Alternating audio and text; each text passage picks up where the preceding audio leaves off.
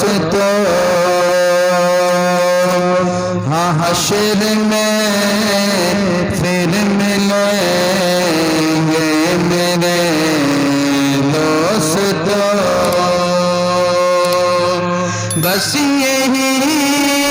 ہے پیام آخری حشر میں پھر ملیں گے میرے دوستو اور تڑپ کر کے کہہ دیں یا رسول اللہ اور شعر کو سن لیں کہ کہنا سب جیتگی کہ حشر بے دلے آج سے ختم دنیا کے سب سلسلے ہاں کہنا سب جیتگی کہ حشر بے گلے آج سے ختم دنیا کے سب سلسلے شمع ڈھلنے کو ہے دم نکلنے کو ہے ارے اب ہے سا تمام آخری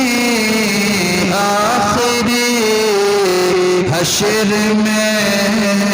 پھر ملیں گے میرے دوستو بس یہی ہے پیام آخری حشر میں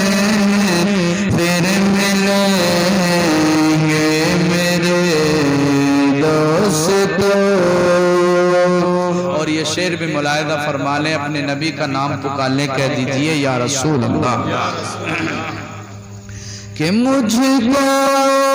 نہلا کے پہنا دیے ہیں کفن رو چکے مل کے ماں باپ بھائی بہن مجھ کو نہلا کے پہنا دیے ہیں کفن رو چکے مل کے ماں باپ بھائی بہن موت بے دوستو آج حیرت میں ہے ارے اب سا تمام آخری حشر میں پھر ملیں گے میرے دوستو بس یہی ہے پیام آخری حشر میں پھر ملیں گے میرے دوستو اور یہ شعر بھی ملاحظہ فرمانے تڑپ کر کے کہہ دیں یا رسول اللہ کہ خوشبو میں کفن کو بسانے لگے میری میت کو دلہن بنانے لگے حضرات محترم یہ سب کے ساتھ ہونا ہے دم نکل گیا دم نکلنے کے بعد سمجھ گئے کوئی کفن لینے کے لیے گیا ہے تو کوئی قبر کے تختے لینے کے لیے گیا ہے کوئی حضرات محترم ناپا لدا کر پیمانہ لدا کر کے قبرستان چلا گیا ہے سمجھ گئے فابڑے لدا کر مگر یہ سب جیتے ہی جی ہیں سمجھ گئے کہ یہ میرا ہے یہ میرا ہے یہ میرا ہے یہ میرا ہے کچھ بھی نہ ہے سمجھ گئے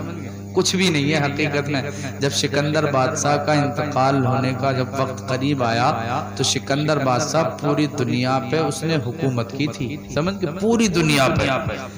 جب اس کی موت کا وقت قریب آیا تو اس نے سوچا یار پوری دنیا پر حکومت کرنے کے بعد میں کچھ بھی نہیں لے جا کے جا رہا, تو کم سے کم دنیا والوں کے لیے کچھ تو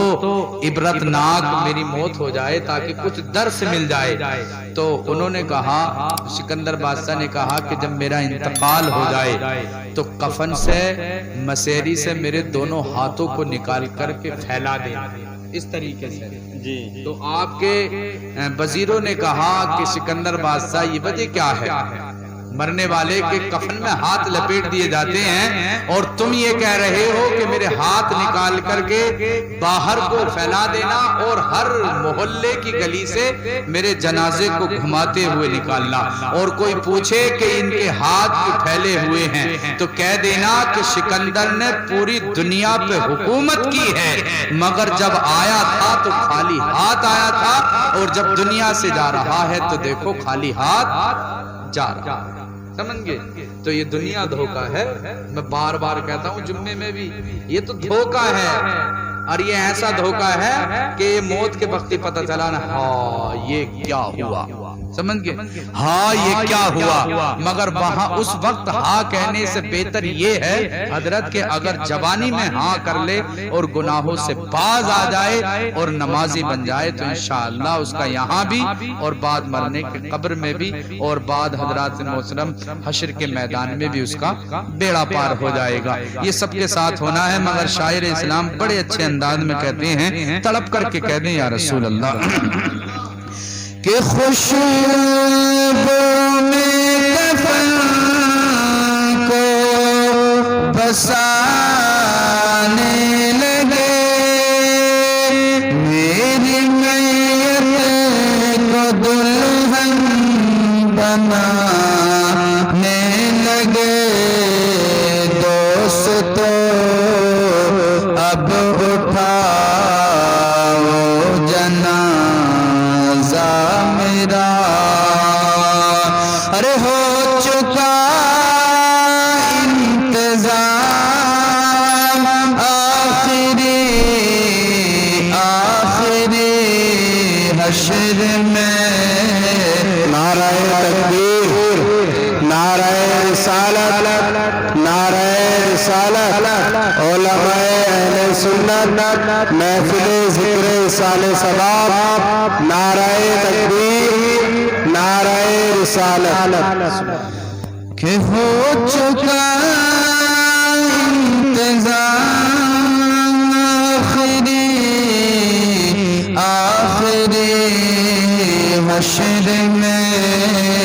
پھر ملیں گے میرے دوستو. اور یہ دیکھیے کتنا بڑا پیارا شعر ہے, تڑپ کر کے کہہ دیں سبحان اللہ کہ مجھ کو نعرہ تکبیر, نعرہ رسالت, علماء اہل سنت. دیکھیے حضرات, جن حضرات کا ہم سبھی کو انتظار تھا ماشاءاللہ وہ ہستی حضرت علامہ مولانا قاری اشفاق رضا صاحب قبلہ منبر نور پر جلوہ بار ہیں, اور حضرات محترم اپنی ہی بستی کے ماشاءاللہ بڑے ہر دل عزیز ہمارے بڑے بھائی حافظ و قاری ایوب رضا صاحب قبلہ مراد آباد سے تشریف لا چکے ہیں. سمجھ گئے حضرات محترم, بڑی محبت کے ساتھ آپ تمامی حضرات کو علماء اکرام کا خطاب سننا ہے, اور ماشاءاللہ حضرت کی تو تعریف بہت ہوتی ہے ماشاءاللہ, سمجھ گئے, بہت اچھا خطاب رہتا ہے, اور ماشاءاللہ ڈلاری والوں کا حضرت کے خطاب نے دل جیت رکھا ہے ماشاءاللہ. یہاں سے جانے کے بعد بھی بڑی تعریف ہوتی ہیں اور لوگ پرسوں تک نہیں بلکہ برسوں تک ان کو یاد کرتے ہیں, اور ماشاءاللہ سوچتے بھی ہیں کہ کوئی ایسا فنکشن ہو تاکہ حضرت کو دعوت دی جائے اور حضرت کا خطاب سننے کو مل جائے. اور ماشاءاللہ کتنی سنہری آواز کے مالک ہیں ہمارے قاری ایوب رضا صاحب قبلہ. میرا تو بہت دل چاہتا سننے کے لیے, مگر آج ایک میلاد ہے انشاءاللہ مجھے ادھر جانا پڑے گا مجبوراً, سمجھ گئے. ہاں بڑے خوش مزاج ہیں. اللہ